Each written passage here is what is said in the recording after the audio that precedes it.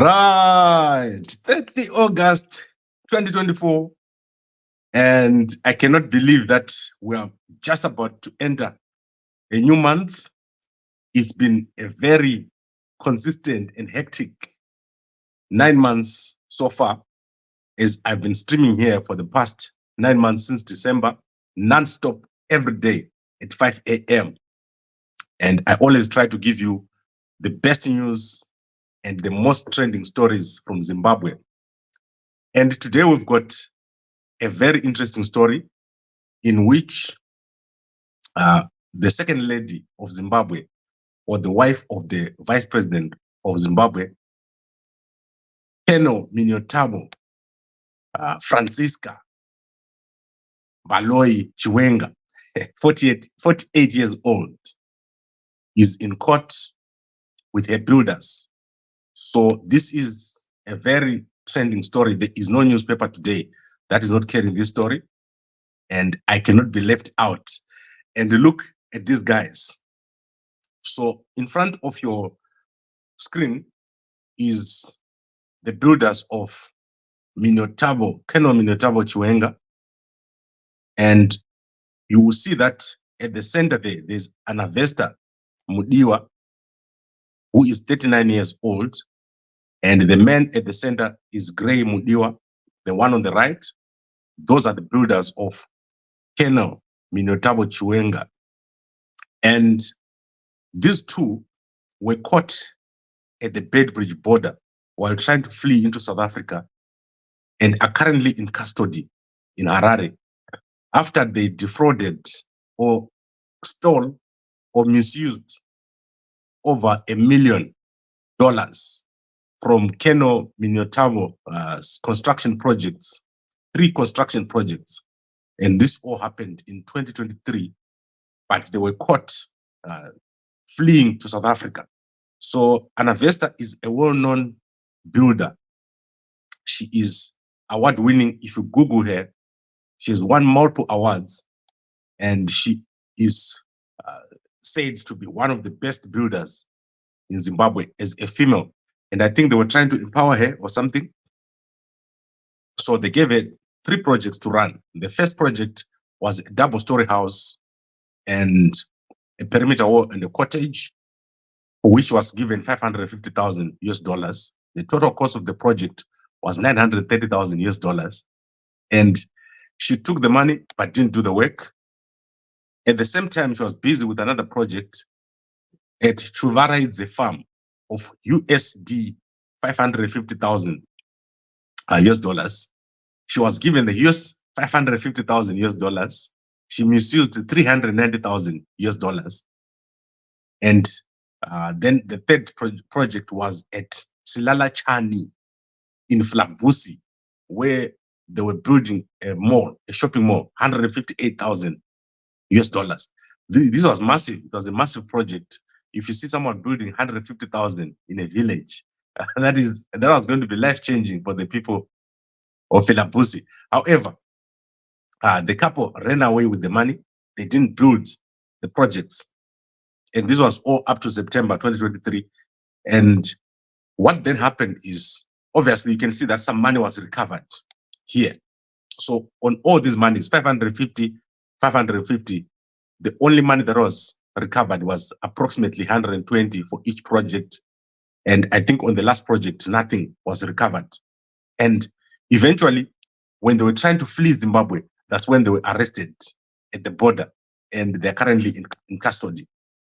That is Annavestah and Gray Mudiwa. So this is a renovating company, but they failed to produce this work. So very interesting trending story all over the newspapers of Zimbabwe. You will not see a newspaper today that does not have this story. And what I can say is, it's crazy how much houses cost in Zimbabwe. If mother had came to me with $200,000, I can get a double story house in a golf estate in Johannesburg for 200,000. A nice one, like with everything, with the best amenities. So I wonder why a house in Zimbabwe costs 1 million and all these figures that are being stated here. There is no house that costs that much, especially in Johannesburg. Maybe when you talk of Cape Town, you can talk of those figures. But when it comes to Johannesburg, 4 million rands can buy you a massive house, not the small little houses. I'm talking top of the range house here with everything that you want. So Zimbabwe have crazy housing prices, and the builders are scammers. Like you don't want to use a Zimbabwean builder. It's actually better to come and find a company here in SA, pay everything, and they'll come and do the building for you over there in Zimbabwe. Because most of the builders in Zimbabwe are scammers. They don't know what they're doing, and they take longer than the estimate. They don't have the right tools. It goes on and on over there in Zimbabwe. So that's the trending story for today. And let's see how that develops. They're appearing in court today, Annavestah and Gray Mudiwa. So let's see who is backing these guys. How strong is Annavestah and Gray Mudiwa? If they come out, then they are very strong. If they don't come out, then they're not strong, or whoever is backing them is not strong. Now let's do the next stories. I'm going to go into some entertainment stories, very interesting entertainment stories today. And I want to take you to H Metro newspaper, my favorite newspaper, entertainment newspaper, doing very well. In fact, the quality of the newspaper at the Zim papers is quite high. Their actual production, when I compare it to South African newspaper, it's quite comparable. And the entertainment section of the H Metro, very interesting. Even the B Metro is also doing well. So let's go to the H Metro newspaper. And it's unbelievable what has happened. They're carrying this story of Stana. I think Stana is Olinda, Stana, this one. He beat up a 9-year-old girl in a fight. So he was involved in a fight with a 9-year-old girl, and him and his daughter were involved in a fight with a 9-year-old girl. So you can go check it out in the H Metro newspaper. And when a neighbor intervened, I think she's called Catherine over here, then Stana dragged her to his house. And she then started bleeding, and a report was made, I think, at Glenora police station. So Stana has appeared at the Mbare Magistrates court, according to the H Metro newspaper. I did not know that Stana stays in the high density areas. This guy must be staying in a mansion right now. But the situation in Zimbabwe is such that even if you're popular, you end up staying in a shack or in the backyard or of someone's house or something like that. The accommodation situation in Harare is terrible. It's very hard to get a reasonable house over there. And some of the most popular people that you know in Zimbabwe, if you see where they live, you will laugh.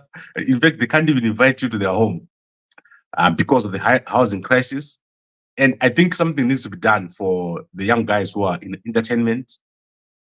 And obviously, when time comes, we'll do something for them. But it's crazy. You see, when you live in a bad neighborhood, this is what happens. You end up being involved in this kind of altercations. Stana should be staying in a low density area where no one comes around him, and where his daughter doesn't have to fight with someone at a boho. You know, those kind of things, because this is what causes problems. These guys are staying in the wrong areas. And someone was asking me, Gambakwe, would you rather buy a house in Kulumane, Bulawayo, or a house in, let's say, a low density of Bulawayo, right? Or a stand, right? So would you rather buy a double story in Kulumane or a stand in a low density area? And my answer is always the same. Rather, I buy a stand in a nice area than a finished house in a high density area, because the end result of staying in a bad neighborhood is bad publicity. You end up with bad publicity. So if you see me where I stay, you actually have to go into a bus to come there. I don't want to stay in an area where the povo, what is called the povo, stays. So that is some advice for me. If you want to do well, avoid staying in public areas. Rather stay. I think Rocky is staying in the villages now. Now let's go into other stories, interesting stories. Bulawayo. I don't know what I have to do with my Bulawayo people, right? Cheating and Bulawayo is like becoming a pandemic. So Bulawayo has got a cheating pandemic. If you go to B Metro today, you're going to see this couple here. They just had a wedding. So this is the Bulawayo couple. And it's trending in the H Metro newspaper. So you can go check it out there. It's a long story, so I'm just going to give you a little bit about it. So the guy you are looking at there is called Tembani Nkomo, and 10 women have formed a WhatsApp group after he married Lindy Wendlovu, who is in that picture, or Linda Squilly. She's using two names, who is based in Ireland. And the reason why they formed a WhatsApp group is because Tembani was in love with the 10 women before he got married. He used them to get money and also to finish building his house in Pumula. Pumula. And Pumula.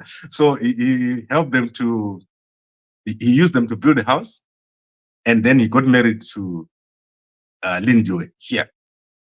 And the 10 girls have been exposed, their numbers have been splashed on social media, including Spare, Lolo, Candy, Nyarisi, Mabanda, Mango, Nabongani, Bushe, and Elupane teacher. So these women are going crazy. They're like, how could you marry someone else when we were in love? So Lindiwe is saying she does not care.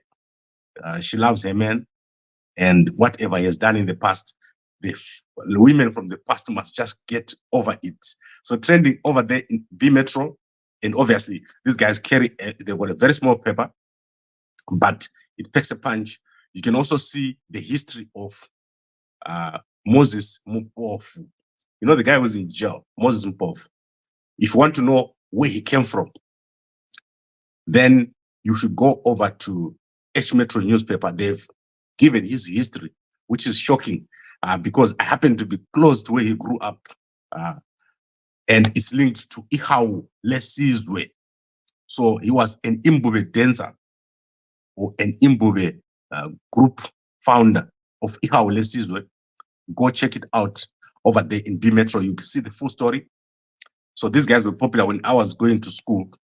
When I was going to school in Sizinda, I went to school for my grade 7. I went to a school called Intuta Primary School, and I was there just for 1 year before I went to Mzingwane High School, the best school in the whole of Matabeleland. If you see all the popular people that you know, like popular people went to Mzingwane High School.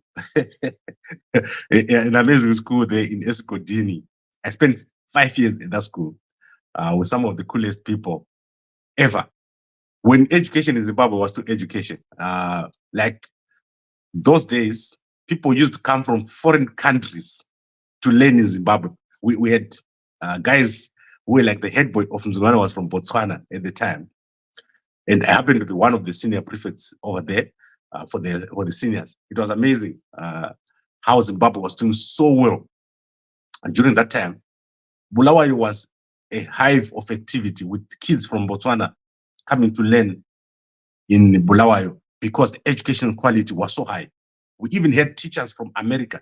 My American teachers, I was taught by American teachers, Irish teachers, and they were coming on exchange programs. That is how good the education quality was at that time.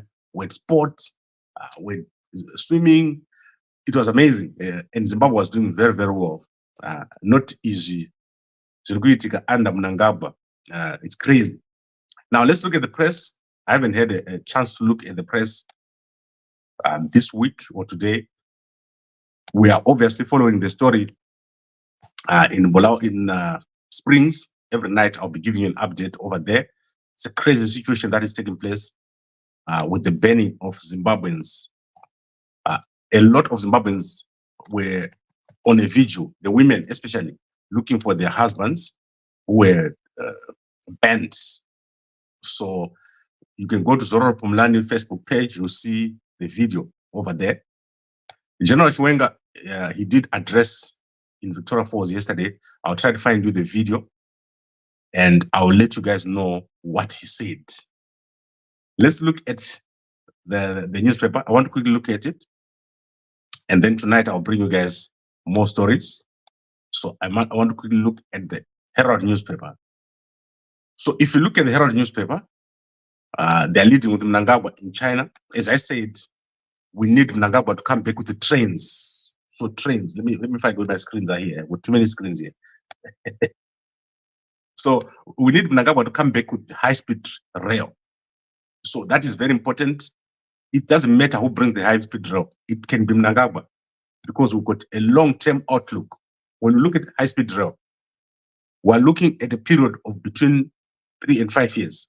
So at the end of 5 years, the whole of Zimbabwe can have rail, which is connected, high-speed rail. And I hope Mnangagwa is watching this. When you go to China, talk to the Chinese guys about rail. A rail project for Zimbabwe will cost between 30 billion and 50 and 100 billion.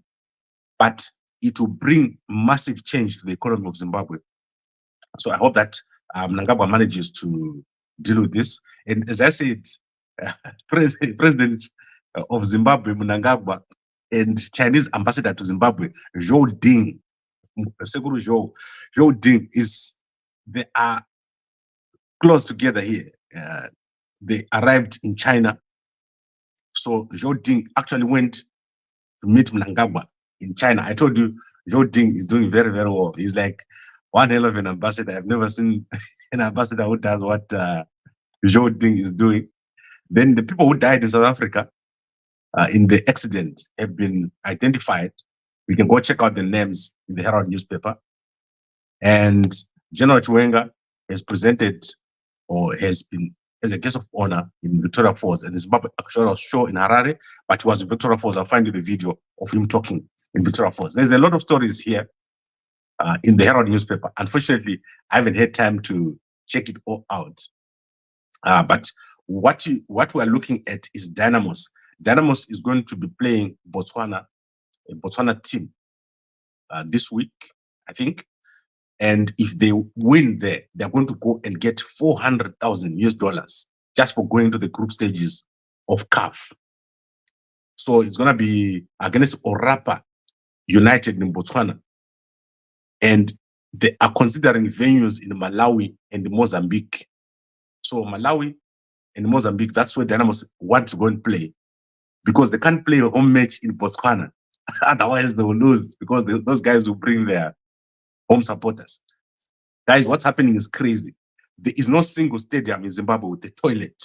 That is the reason why these guys are going all over the place. They lack toilets. They lack turnstiles. So when someone is going to the gate, you must be able to say how many tickets were sold. The stadium in Zimbabwe don't have that. They don't have those bars, which if people are sitting, they can't crash into each other. So there must be bars which prevent people from falling all the way down in the stadium. They don't have that. They don't have bucket seats. That is why our stadiums are not able to host matches. If you look at Tanzania, they are currently building a new stadium right now as you speak. Kenya is the same. They're building a new stadium. Other countries are developing and doing very, very well, but Zimbabwe is left behind. This is because Mnangagwa's vision is very small. He needs to increase his vision. We can't go 5 years with this thing that is happening right now. I don't understand, Kuti Mnangagwa, what do we do so that you can understand why we need to prioritize infrastructure? Kambudzi interchange is still not done, and the ZIG is crashing. So every day the ZIG is crashing. You can't find the thing, and the banks are coining it. Like when I talk of fake ZIG, look at the results of the banks. They've started releasing their results now. Today, First Capital have released their results. And if you want to see the impact of fake ZIG, they've increased their profit from $4 million to $11 million in the past 6 months. So that is the impact of fake ZIG. You're going to see a lot of that happening. And the black market is back. So things are not working. And we need to address this situation. And Mnangagwa, they take months to make a decision. When you see that the ZIG is crashing, make a decision. And the decision that they need to make sure that the ZIG is available in the ATM, and do a thorough investigation on what's happening with the ZIG balances in the bank. This thing of currency crashing every year is terrible. No one is going to come to invest in a country where your currency is collapsing every year. So last year we lost the currency, and now we've lost a currency again. And I told you how a currency moves. A currency moves in waves. So this is the first wave, it's 25. The next time it moves, I showed you that it's going to be around 50. So that is where the ZIG is going. Right, I want to then look at the Chronicle newspaper if there's anything over here. They're leading the story of Mnangagwa in China. And then Limpopo River, a lifeline for many. There's a project in Hwange. You can go Google it. There's a new project there which has been funded for the tune of 20 million to bring water to Hwange. Very interesting project. I think there's one guy with a YouTube channel who started that project. Let me find out what that YouTube channel is called so that you guys can go and check it out. There's a lot happening, but obviously, as I said, the future of our country is in planned city, high-speed rail, and also a military planned city, military engineering corps. These are the kind of things that we need to make sure that our country does very, very well. So you can go to a channel called Kontutu. There is a Deca pipeline project in Hwange. You can go check it out over there. The young guy has just started his channel. So it's called Kontutu. Yeah, Kontutu. That is the place, the channel that you need to check out if you want to know what's happening in Hwange. So as far as the guys who are arrested are concerned, the wife of Bishop Nyamakanga has produced a video. I think you can go and check out Chatufa. He's got a video or audio of her speaking. She needs assistance with food. So she says food is very expensive. And also the 3 children are traumatized by the arrest of their father. Bishop Nyamakanga has done nothing. He's being arrested for no reason. There are no charges against him. The police just took him. Can you believe it? There is no charges against Bishop Nyamakanga. He has not done anything. He's not being charged for anything. He's just being kept in jail. That is amazingly crazy. I've never seen anything like this. Mnangagwa Arkureva Nenzara, and Mnangagwa is destroying our country. This man, I do not know how he thinks.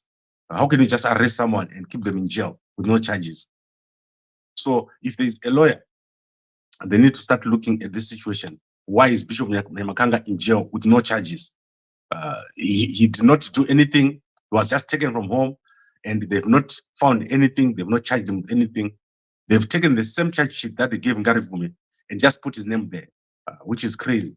And anyway, Ngarivume did nothing. He did not incite violence. Did you ever see Ngarivume inciting violence? And what violence happened at Sadak? So this is crazy stuff, and we need to make sure that these situations are addressed. And I do not know where we can start right now. Mnangagwa has just gone wrong. But do we just do nothing? That is the question.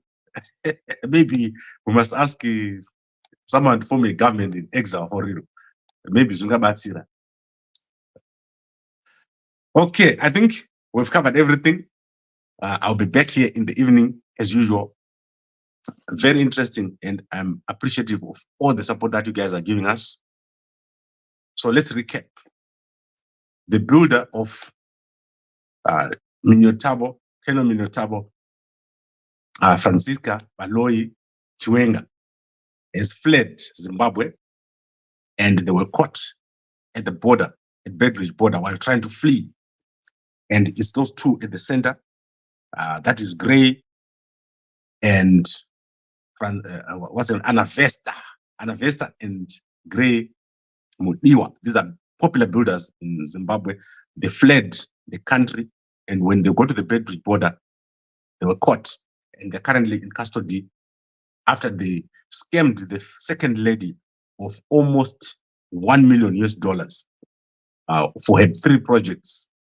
And this is a terrible situation which has happened. As I was saying, Mother Vakawayane 200,000 South Africa. We get a mansion. This side, Zimbabwe builders, they charge crazy amounts. Building materials is crazy. Building quality is bad. And not all builders are scammers. Gambakwe. No, Mgoma Douglas.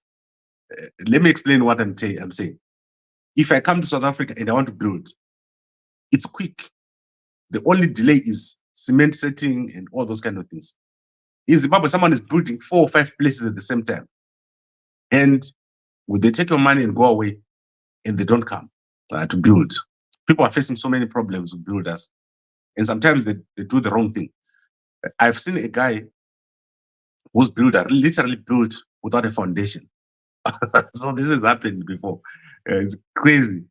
And then Mama Vicky saying, Coco, you are a scholarly Gambakwe. You are a scholarly. I don't understand. Maybe you're talking about my education. Then we had a lot of Tswanas. Yes. In fact, in my complex in Bulawayo, we had a lot of Tswana girls there who used to come. And in Bulawayo, when we were walking, it was like Kranztown or Habron. But Zimbabwe has sort of like gone down. Ever since Mnangagwa took office, everything has deteriorated.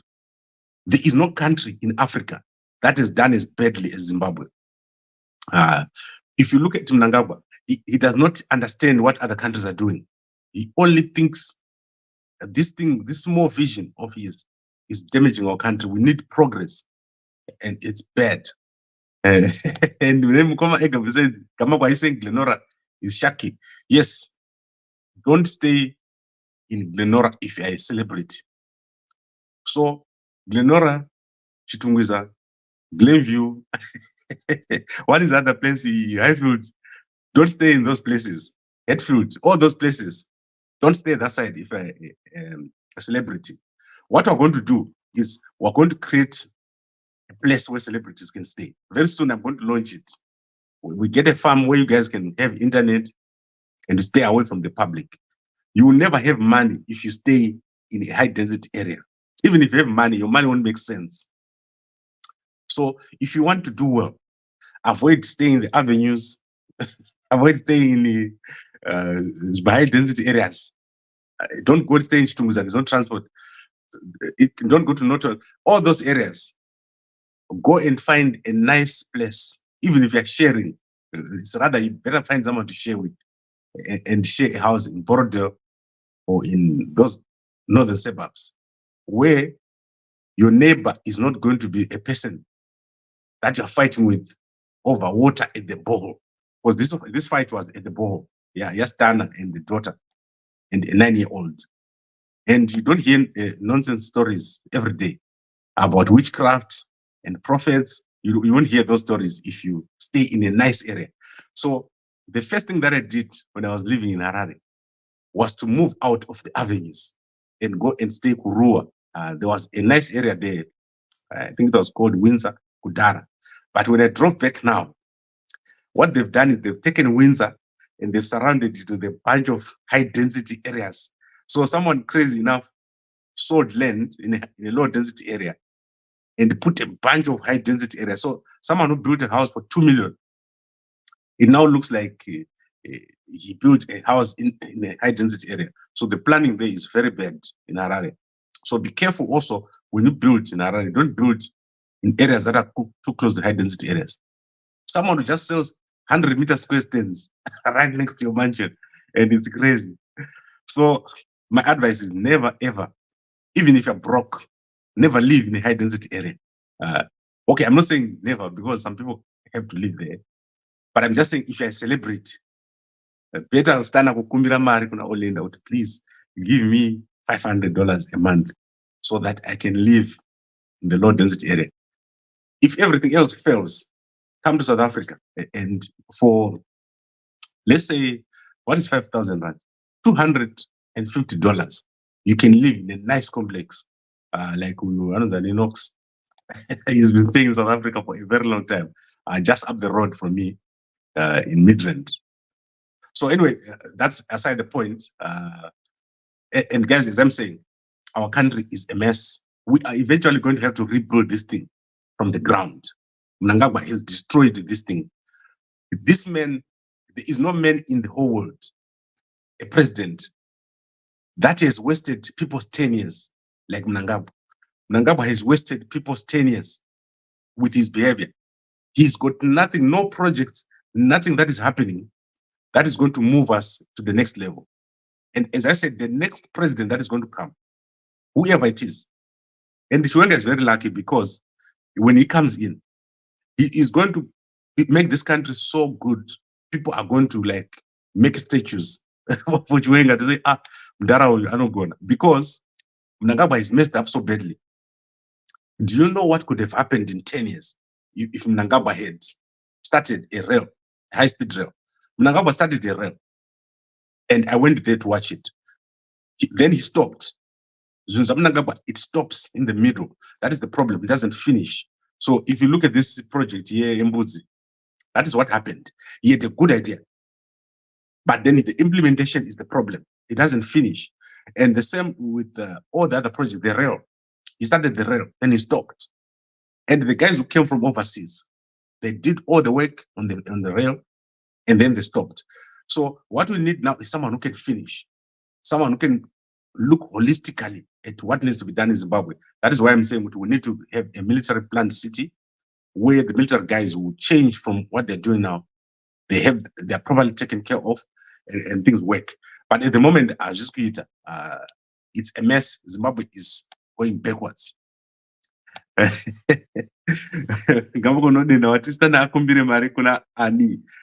Kuna Olinda ane mari. Olinda, if you ask for money now, you see, not Olinda tipo million anobuditsa. Serious, she's got that kind of money. She's got serious big money, not small money like to celebrity, to know mirira mari kupiwa. So I want to thank all of you for watching. As I said, I'm enjoying myself too much, and it's a Friday. So let me bring this to an end, and let's see what the comment says. One thing that needs to be known by every politician in every country is that the economy of a country does not pay its civil servants or will collapse. Correct. But I've got a plan for this. Not only me, everyone is working on a plan. What we need is to all get together in a room, have dialogue, move from dialogue to transitional government, go for 10 years with the transitional government. 5 years later, we have an election. 2040, that is when I anticipate a change of government in our country. It's a big mess right now. It won't work before we fix this thing. Mnangagwa is the one who is the problem right now. Especially arresting people, throwing them in jail, moving around with corrupt people. It's a mess in the whole country. I'd like to thank all of you for watching, and a good day